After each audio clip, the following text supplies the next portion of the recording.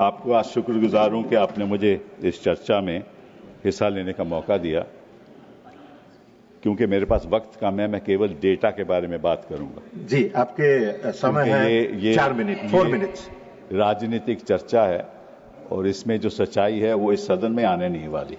आप पूछते रहेंगे, वो जवाब नहीं कभी देने वाले, तो इस बात को छोड़ दीजिए आप। पहलगाम और सिंदूर की चर्चा क्यों हो रही है? इसलिए हो रही है कि ऐसा हादसा पहलगाम में दोबारा ना हो, इसीलिए हो रही है।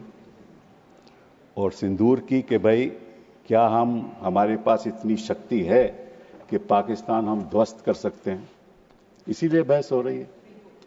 तो मैं आपको कुछ आंकड़े देना चाहता हूं। नड्डा साहब बैठे हुए हैं यहां। अक्टूबर 2024 में air chief marshal Amarpreet Singh addressed the Indian Air Force declining squadron strength, which had reached 31 squadrons, the lowest since 1965. Lowest since 1965. The Indian Air Force is currently operating with 31 squadrons, the lowest count since 65 when India was engaged in a war with Pakistan. We are committed to fighting with whatever we have. This is the state of the Air Force. We are committed to fighting with whatever we have while prioritizing the maintenance of current assets and ensuring personnel are properly trained. This is his concern in 2024. फिर क्या हुआ? आपने Indian Air Chief again said, at the moment we are very badly off. I'm not saying this. At the moment we are very badly off in terms of numbers. And the numbers that have been promised are also coming in very slow time, making a case for boosting production rate of fighters. He said that an in-house study conducted by IAF showed that it must induct 2 fighter squadrons every year to cater to the numbers needed. The existing have fleets which will be phased out. Now, what is that existing fleet that is being phased out? Your MiG-21 being phased out. Your MiG-29 being phased out. Your 2000 Mirages being phased out. So what are you left with? Su-30 MKI. Su-30 MKI is what you're left with. And the Rafale aircraft is a 4.5 generation aircraft. The fact is that China is now going to launch a 6th generation aircraft just now in 2025. We are looking for a 5th generation aircraft in 2035.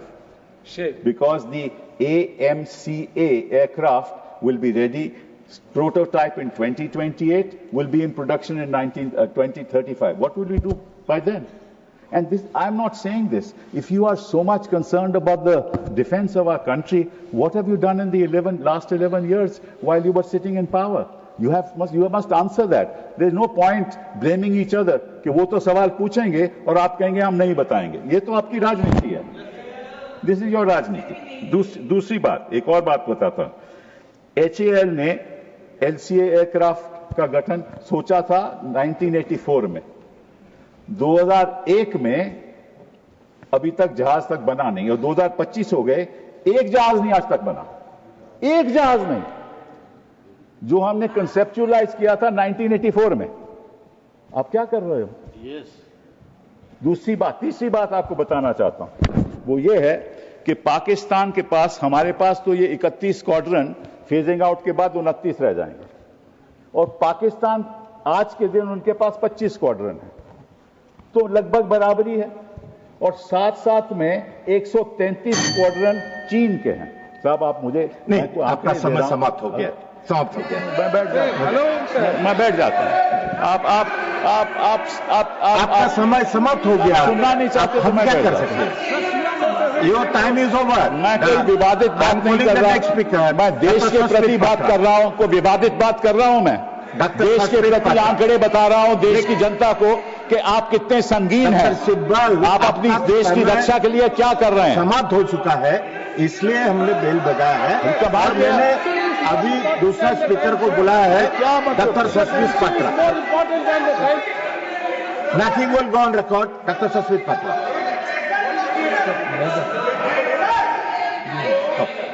Sorry doctor Medha Vishwam Kulkarni. Medha ji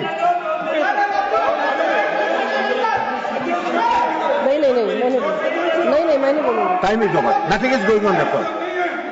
Mehta ji, no,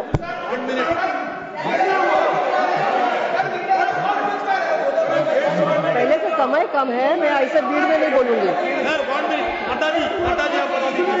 उसको नहीं मिलेगा। that's 1 minute. I am giving you 2 minutes. Please complete in 2 minutes.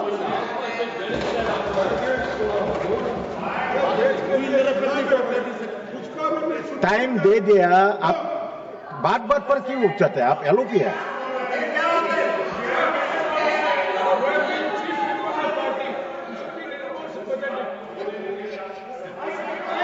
Mic, ये तो हो गई हमारी preparation की बात कि हमारे पास इतना साधन नहीं है कि हम पाकिस्तान को ध्वस्त कर दें। और हम लड़ाई केवल पाकिस्तान से नहीं लड़ रहे, पाकिस्तान और चीन एक साथ है। वो सारी टेक्नोलॉजी चीन पाकिस्तान को दे रहा है, स्पेशली कि उनके पास तो स्टेल्थ एयरक्राफ्ट्स हैं। हमारा ये जो राफेल है, it is a half stealth aircraft. It has got avionics but is only got half, it's got half stealth characteristics. बात तो है। अब बात आए हम सिंदूर ऑपरेशन पहलगाम की। जब पहलगाम में 26 लोग की मृत्यु हुई तो ऑब्वियसली टेररिस्ट 400 किलोमीटर अंदर आए थे और उनके पास AK-47 थे और बाकी भी औजार उनके पास में मॉडर्न थे। तो किसी को पता नहीं चला, किसी को पता नहीं चला कि 400 किलोमीटर अंदर आके उन्होंने 26 लोगों की हत्या की। पहली बात ये। और वो 1 किलोमीटर थे हमारे स्टेशन, एयर मिलिट्री स्टेशन में, ओनली 1 किलोमीटर अवे। पहली बात ये। दूसरी बात, 8 अप्रैल को गृह मंत्री जी जम्मू कश्मीर गए। वहां उन्होंने लेफ्टिनेंट गवर्नर सिन्हा साहब के साथ मीटिंग की। मीटिंग में उन्होंने कहा कि भाई हमारी व्यवस्था इंटेलिजेंस की क्या है बताइए हमें, और सिक्योरिटी क्या है बताइए हमें। 22 अप्रैल को यह हादसा हो गया और उसकी वजह यह है कि आपने उमर अब्दुल्ला को उस मीटिंग में बुलाया ही नहीं। अगर आप लीडरशिप को एक मिनट लीडर अरे मुझे बोलने तो दीजिए। अब ये देखो सर, मुझे अगर मुझे बोलिए, आप बोलिए। मैं यही कह रहा हूं नहीं कर रहा है, आप बोलिए। इंफॉर्मेशन कहां से आती है? इंफॉर्मेशन जनता से आती है। अगर कोई हादसा होने वाला हो, कोई माइक ही बंद कर देते हैं। आप बोलिए, आप बोलिए। माइक और इंफॉर्मेशन कहां आती है कि टेररिस्ट एक्टिविटी होने वाली है? जनता से आती है। जनता कौन है? वहां जम्मू कश्मीर की जनता है। उसके लीडर कौन है? उमर अब्दुल्ला साहब। अब उनको मीटिंग में नहीं रखोगे, जनता के साथ आपका वार्तालाप नहीं होगा, बातचीत नहीं होगी, आपको इंफॉर्मेशन कहां से पहुंचेगी? धन्यवाद। इंफॉर्मेशन नहीं पहुंचेगी। और नड्डा साहब एक और बात, प्लीज डोंट इंटरप्ट। नड्डा साहब एक और बात बता दूं, आप 2014 में यूपीए सरकार चली गई। 2014 के बाद 16, 17, 18, 19, 20 जितनी मृत्यु सिविलियंस और सिक्योरिटी पर्सनल की हुई वो 2014 से कहीं ज्यादा थी। धन्यवाद। कहीं ज्यादा थी। धन्यवाद। मतलब क्या हुआ? धन्यवाद। 370 धन्यवाद डॉक्टर साहब। आपने सब कुछ कर दिया। आपने वादा किया कि यहाँ को टेररिज्म खत्म हो गया है, वो सारा शिफ्ट हो गया जम्मू में। और आपने 101 लाख 80,000 जो मेहता जी बोलेगा आर्मी के लोग कम कर